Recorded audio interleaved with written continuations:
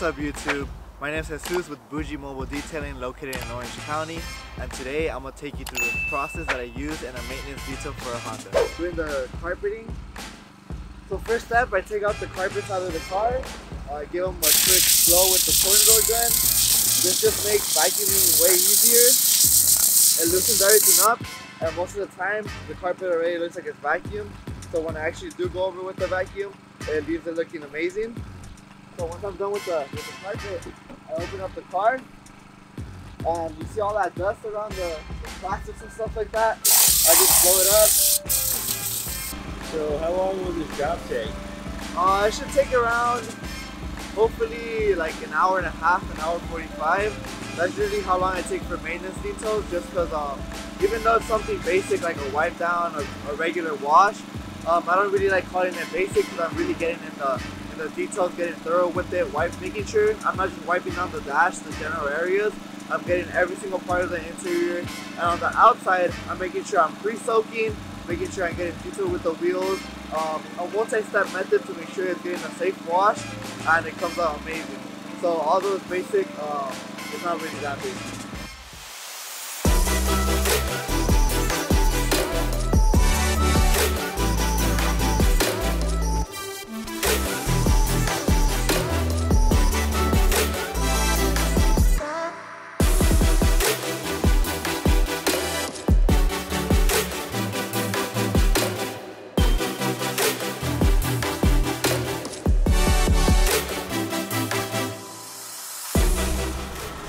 So I noticed you got something right there. What is that? Yeah, so this is a hose guard from I believe the company Detail Guards. So once I pull this hose all the way to the back, usually it would get stuck under the wheel. But since I have this little rolly thingy, I don't have to waste time having to adjust it, move back. I could just pull it and it'll go smoothly all the way to the back without any interruptions. And when you're a mobile detailer, breaking the flow of detailing, the flow of work, it really gets on your mental state while you're working. So that's something that you want to think about. So is this a rush job, or is this usually your normal pace? It's usually my normal pace for the most part. Yeah, the only time I really have to rush is when the client has to go, or they have something to do. If not, I always just like taking my time to make sure I never backtrack myself and I get it done right the first time. So it's pretty windy right now. Does wind like this affect your detail? It doesn't affect the quality, but it affects the amount of time I have to take. If it's super windy, I'm not going to spray anything, especially wheel cleaner, just because I don't want any overspray on the paint. Back there, I did get a bit of overspray, so what I did is I foamed over it. That pretty much just neutralizes it because I am using pH neutral soap with a bit of APC in it. But it just gives it more dwell time to make sure it doesn't dry on the paint and cause any damage. But yeah, that's the only problem with the wind. Things like leaves falling on the car, you can't be dragging a leaf while you're washing the paint. That's going to end up in scratches. But yeah, that's doesn't affect quality, but it does affect the amount of time and care that you have to take. So it's a bit annoying, but you got to deal with that as a mobile detailer. So you have to listen to what the client says, you know? So this guy said he doesn't like how other detailers leave the wheels, so I'll make sure I hit the wheels 100%, 110% to make sure they're blown away by the surface, you know? It's like a lot of the times you gotta listen to what they're saying instead of what you want to present to them to make sure you get the results that result in a very happy client. So you're finished with the tires and the rims. What's next? Yeah, so now we let the dirtiest parts of the car dwell. So I'm gonna just, foam up the rest of the car. So what I have in here is soap with APC. What the APC does, it breaks down and emulsifies the dirt that's on the surface. So when I rinse it off, I'm gonna get about, and if the vehicle's protected, which I put a ceramic spray sealant, so not an actual coating, it's a sealant. So if the vehicle's protected and the dirt's on there, it's gonna emulsify it. So when I rinse it, it's gonna be pretty much like anywhere from 70% to 85% clean already. So all I really have to do is give one quick pass over with the mitt and just rinse it off, and it'll be good to go.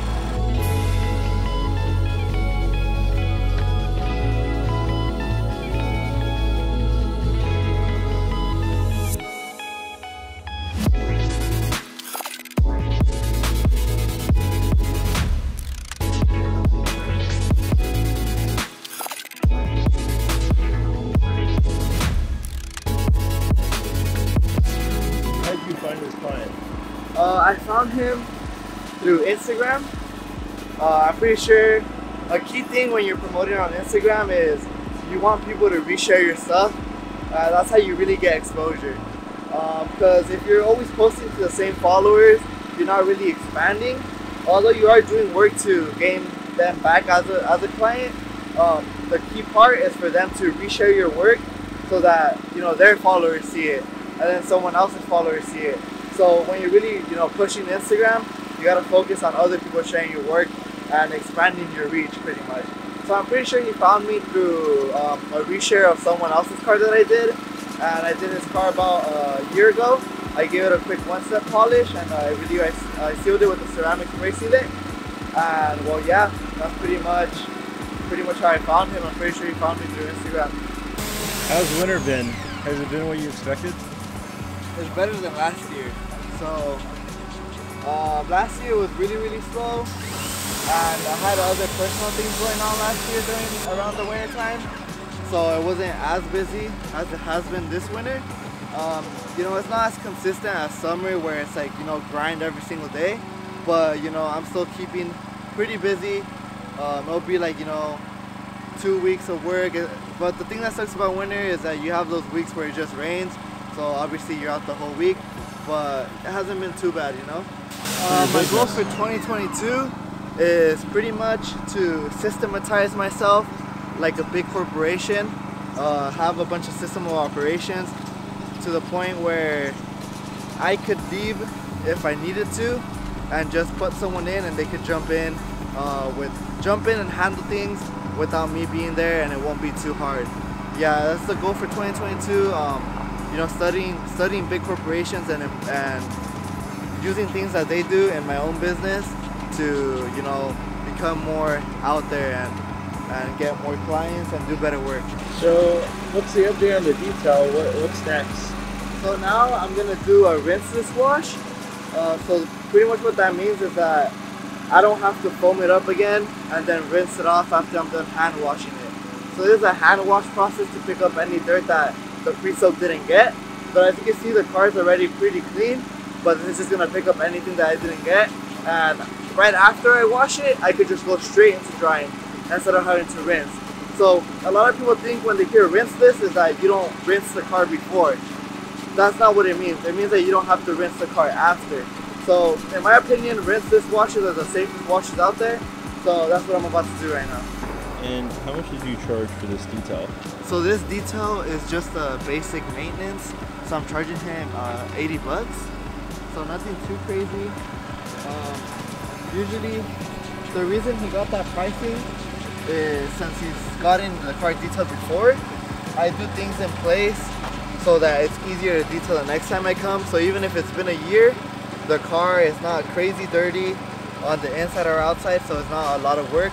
And even though I think about it, okay, how long is it gonna take me and how hard am I gonna work?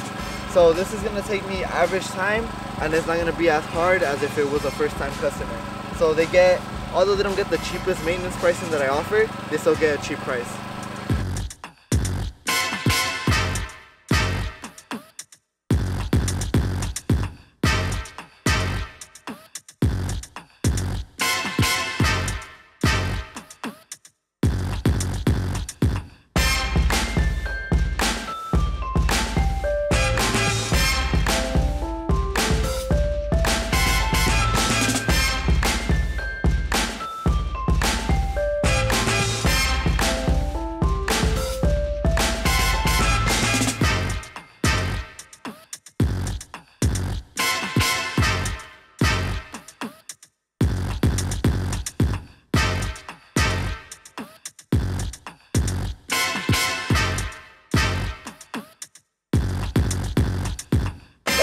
There you have it. That's a maintenance detail on the Honda.